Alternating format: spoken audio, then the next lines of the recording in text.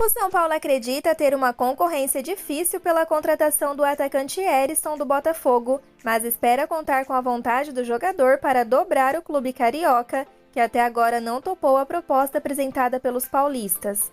A diretoria tricolor cita o Coritiba como o principal concorrente no negócio e diz que os paranaenses ofereceram ao Botafogo um valor substancialmente maior pelo empréstimo do jogador.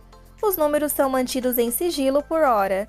Nos últimos dias, o São Paulo propôs ao Botafogo perdoar dívidas antigas dos alvinegros para sacramentar o acordo. Há valores não pagos por negócios que envolveram o atacante Henrique Almeida, o meia Tietê e o goleiro Lucas Perry. Na terça-feira, enquanto o São Paulo definia detalhes, diretamente com os representantes de Herisson, o Botafogo enviou uma contraproposta que foi rechaçada pelos paulistas. Ela, porém, sinalizou flexibilidade dos cariocas. Segundo uma fonte, o valor pedido seria inferior ao que o Coritiba teria oferecido, um sinal, na visão dessa pessoa, de que o desejo de Herisson já influencia as decisões do Botafogo. Ainda assim, há uma diferença considerável com relação ao que o São Paulo se dispõe a pagar. O Botafogo não se opõe a emprestar Herisson a outro clube da Série A. O clube busca um reserva para Tiquinho Soares, mas não vê Herisson, que está emprestado ao Estoril de Portugal, com as características pedidas pelo técnico Luiz Castro. No São Paulo, neste momento, há expectativa de que o jogador pressione a diretoria botafoguense para que seu desejo seja respeitado. Dirigentes tricolores citam o caso recente de Wellington Rato. O Atlético Goianiense tinha proposta melhor do Fortaleza, mas o atleta bateu o pé. O São Paulo precisou melhorar sua oferta inicial, mas ficou com o jogador. O Palmeiras estuda levar o clássico contra o Santos no dia 4 de fevereiro pela quinta rodada do Campeonato Paulista de 2023 para o estádio do Morumbi. A informação havia sido antecipada pelo Lancenet e confirmada pela ESPN. A Arena Barueri é outro local avaliado pelo clube para sediar o clássico. O Palmeiras não poderá utilizar o Allianz Parque, uma vez que o estádio estará cedido a um evento de carnaval. Com isso, locais na cidade de São Paulo e região têm sido avaliados pelo time. O Morumbi é um dos favoritos a sediar o clássico, uma vez que o São Paulo utilizará o estádio no dia 29 de janeiro contra o Corinthians e só voltará a jogar em casa no dia 12 de fevereiro, justamente em clássico contra o Santos. Com isso, a casa do tricolor paulista estará disponível para receber o duelo entre Palmeiras e Santos. É válido relembrar que o Morumbi foi palco do chamado Clássico da Saudade durante o primeiro turno do Campeonato Brasileiro de 2020. Na oportunidade, o Palmeiras venceu por 2-1 com gols de Luiz Adriano e Patrick de Paula. Já na Arena Barueri, o último clássico foi pelo primeiro turno do Campeonato Brasileiro de 2022, diante do Corinthians, com vitória do Palmeiras por 3-0.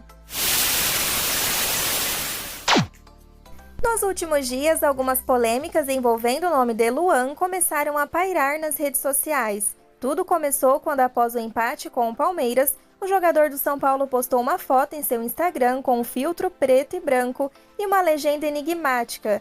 Ele escreveu o seguinte: "Todas as escolhas têm perdas. Quem não estiver preparado para perder o irrelevante, não estará apto para conquistar o fundamental." A publicação causou um alvoroço com parte da torcida nas redes sociais. A frase suspeita e a foto escolhida, na qual o jogador está deixando o gramado do Allianz Parque, levantaram suspeitas sobre uma possível saída do atleta do São Paulo. Aliado a isso, Luan também comentou a publicação de Gabriel Menino, jogador do Palmeiras. A foto do rival, no caso, registrava um lance entre Menino e Nestor, também no clássico do último domingo, dia 22. A polêmica se tornou outra. Estaria Luan indo para o clube do Palmeiras? Nesta temporada, Luan ainda não conseguiu firmar sua titularidade no tricolor.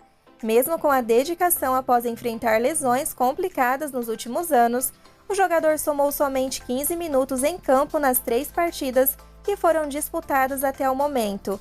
Entretanto, em entrevista à Rádio Craque Neto, o presidente do São Paulo, Júlio Casares, descartou qualquer problema e afirmou que enxerga Luan como patrimônio do clube. Segundo o dirigente, o clube está convicto que o meia seguirá vestindo a camisa do tricolor paulista. Júlio disse o seguinte: "Luan é patrimônio do São Paulo, um menino que veio da base, um grande jogador. Às vezes essas questões de redes sociais, os posts de atletas e personalidades são colocados e repercutem. O mundo da rede social é um mundo, às vezes, um pouco irreal. Na realidade, ele está treinando, está tudo bem. O Luan é do São Paulo Futebol Clube. É o menino por quem nós temos um grande respeito, que veio de Cotia e é um grande valor. Portanto, eu dou risada porque eu acho engraçado. Acho que faz parte do meio. Nós estamos convictos de que o Luan continua no São Paulo, faz parte do elenco, está treinando e vamos seguir em frente. Sobre a questão envolvendo o Palmeiras, Casares destacou que Luan irá cumprir o contrato que ele tem com o São Paulo, mas ressaltou que jogadores são como produtos e que é impossível prever um cenário futuro. Júlio concluiu dizendo o seguinte: independentemente do rival, o Luan tem contrato com o São Paulo, vai cumprir e é um jogador com o que nós contamos. Jogador é como um produto, está sempre à disposição, não sei, a vida, nós não temos um veto, independentemente de qualquer clube, não. O Luan é um jogador que é patrimônio do São Paulo, é muito difícil ele sair agora. A comemoração dos 93 anos do São Paulo contou com uma cerimônia no estádio do Morumbi. Com a presença do presidente Júlio Casares e autoridades, o clube inaugurou uma estátua em homenagem ao mestre Tele Santana, técnico bicampeão da Libertadores e do Mundial de Clubes de 1992 e 1993. O evento contou com a presença de René Santana, filho do ex-treinador falecido em 2006, e de José Eduardo Mesquita Pimenta, presidente do tricolor na época das conquistas marcantes com Tele Santana. Júlio Casares, atual mandatário, fez questão de exaltar o ídolo são paulino nesta quarta-feira, dizendo o seguinte: é uma alegria fazer essa homenagem ao eterno Tele. Esse time brilhou, esse reconhecimento é merecido, assim como fizemos no camarote dos ídolos, que não morrem, são eternos. Essa estátua fica de frente para o estádio para o torcedor sempre relembrar as conquistas. A imagem teve produção do artista plástico Edu Santos e mostra Tele Santana exibindo os 2 troféus de campeão do mundo em foto do treinador imortalizado na época. Abre aspas. Não sei o que é viver sem lembrar do legado do Tele. Foi uma lição de vida. Eu e os jogadores, que também foram filhos, tenho certeza que possuímos na alma essa linda história. Foram os anos mais bem vividos intensamente, fecha aspas, afirmou René Santana. A história de Tele Santana no São Paulo, entretanto, não se resume somente às conquistas históricas a nível continental e mundial. Tele é o técnico com mais títulos da história tricolor, com 10 troféus e comandou a equipe em 410 jogos, com 198 vitórias, 121 empates e 91 derrotas.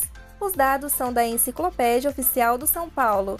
Os 410 jogos colocam Tele como terceiro técnico com mais partidas no comando do São Paulo, apenas atrás de Muricy Ramalho com 418 e Vicente Feola com 538 partidas. A estátua de Tele está exposta em frente ao portão 2 do estádio do Morumbi. O primeiro contato dos torcedores será já nesta quinta-feira, a partir das 21h30, onde o São Paulo recebe a Portuguesa no estádio pela 4ª rodada do Campeonato Paulista. Na atual edição do estadual, competição conquistada por Tele em 1991 e 92, o tricolor busca retomar o caminho das vitórias depois de empatar o clássico contra o Palmeiras no Allianz Parque no último domingo.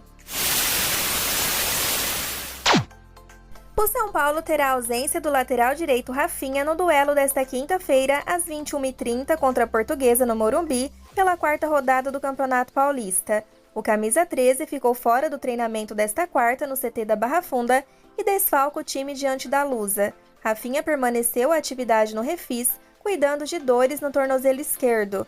Além de Rafinha, Igor Vinícius trabalhou com os fisioterapeutas, o que deixa Orejuela como o único jogador da posição de lateral direito à disposição da comissão técnica de Rogério Ceni. Em campo, Rogério Ceni dividiu o elenco em 2 grupos para atividades técnicas. O treinador promoveu exercícios para meio-campistas e atacantes, enquanto o auxiliar Charles acabou responsável pela preparação de laterais e zagueiros. Depois, a comissão técnica realizou um coletivo para fazer os últimos ajustes antes do compromisso deste meio de semana. Os atletas ainda treinaram finalizações e bolas paradas defensivas na sessão desta quarta-feira no CT. Um possível São Paulo para o jogo desta quinta tem Rafael, Orejuela, Arboleda, Alan Frank e Wellington, Pablo Maia e Rodrigo Nestor, Wellington Rato, Luciano e David, Caleri. Após 3 rodadas de Paulistão, o São Paulo soma 5 pontos e lidera o grupo B da competição, com 1 de vantagem em relação ao Guarani, que já atuou na rodada e perdeu por 2-1 para o Corinthians na terça-feira. Após conquistar uma grande vitória sobre o Pinheiros, o basquete tricolor volta à quadra nesta quarta para enfrentar o Flamengo às 21h10 no Rio de Janeiro, valendo uma vaga para a decisão da Copa Super 8. A partida terá transmissão pelo Sport TV. Nas quartas de final, o tricolor derrotou o Pinheiros em duelo disputado no último sábado no Morumbi. Já o time carioca venceu o paulistano no Tijuca. A outra semifinal será entre Franca e Corinthians. O São Paulo disputa a Copa Super 8 pela terceira vez. Nas 2 últimas edições, o time ficou com o vice-campeonato. A Copa Super 8 é disputada pelos 8 primeiros colocados do primeiro turno do NBB. O campeão tem uma vaga assegurada na próxima edição da BCLA.